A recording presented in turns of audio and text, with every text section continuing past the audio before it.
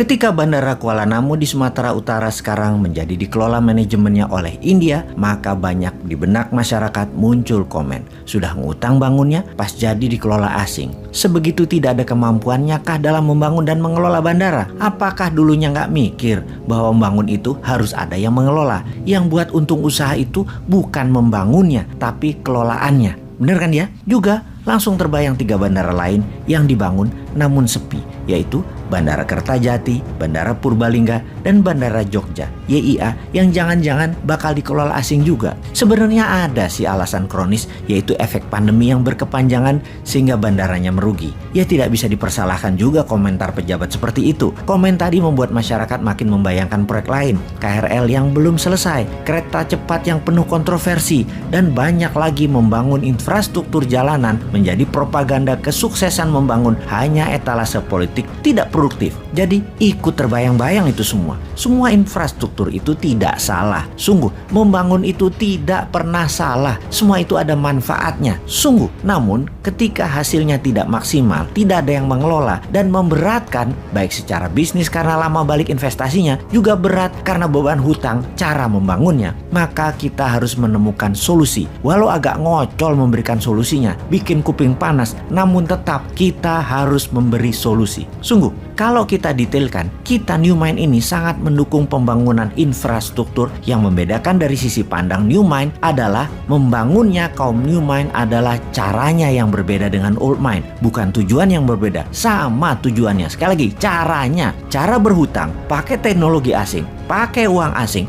pakai orang asing, bahan procurementnya asing, itulah yang dikritik New Mind. Kita ingatkan sekali lagi, biar lebih paham. Membangun infrastruktur tidak salah. Yang salah itu kok bisa-bisanya dibohongi oleh pejabat di lingkungannya dengan mengatakan bahwa membangun infrastruktur itu wajib, bahkan pakai hutang dan dana asing pun gak apa-apa. Padahal berbarengan dengan itu semua, karena ada unsur asingnya, bisa jadi ini hanya akal-akalan yang pasti bisa membawa keuntungan pribadi pejabatnya. Bener deh, berhutang dengan asing itu salah. Membangun pakai asing itu caranya salah. Namun karena tidak tahu, tidak paham, tidak ngerti, ya ambiar jadinya keuangan negaranya. Dengan makin meningkatnya hutang dan uang beredar jadi sedikit di masyarakat. Kita rincikan, kita tahu di dalam membangun infrastruktur itu ada 2 macam. Ada infrastruktur statis, ada infrastruktur dinamis. Statis itu diam, seperti jalanan, jembatan, bandara, pelabuhan, rel. Infrastruktur dinamis adalah kendaraan yang mengisinya. Mobil, motor, pesawat, kapal laut yang mengisinya. Manusia yang mengisinya, barang-barang. Barang konsumtif,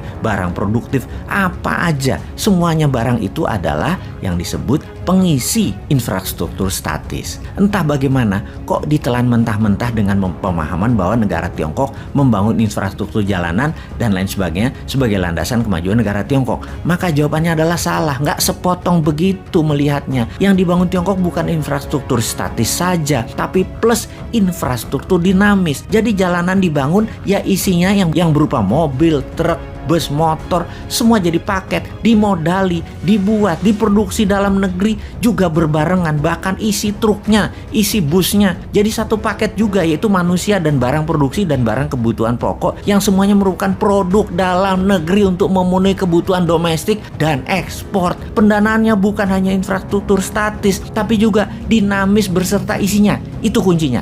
Maka kalau tidak sepaket pasti ambiar, dan terbukti sekarang BUMN karya-karya yang membangun jalanan ambiar semua. Kontraktor dan subkontraktor punya piutang tagihan tak terbayar di proyek-proyek tersebut. Karena IRR returnnya hanya dari infrastruktur statis yang gak bakal balik modal lama. Apalagi hanya mengandalkan isi kendaraan kebutuhan pribadi, bukan produktif serta komersial yang hanya ngabis-ngabisin bensin, oli, dan makin banyak impor lah kalau kayak gitu. Bukti lain lagi, kita ini niru Tiongkok hanya bungkusnya disertai ketidakfahaman bernegara pejabatnya. Jadi kasihan dan malu banget kalau dikupas kayak begini.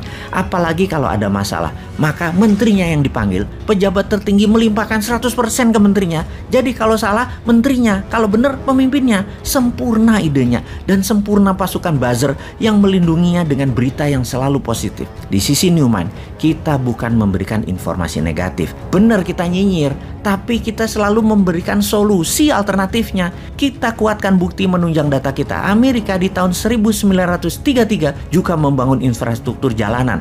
Namun tujuannya adalah demi industri mobil dan industri gasolin meningkat kebutuhannya. Strategi itu namanya create demand. Jepang setelah Perang Dunia Kedua membangun rel dan kereta api hingga kereta cepat dalam 20 tahun. Semua 100% produk dalam negeri Jepang. Tujuannya sekali lagi, create demand.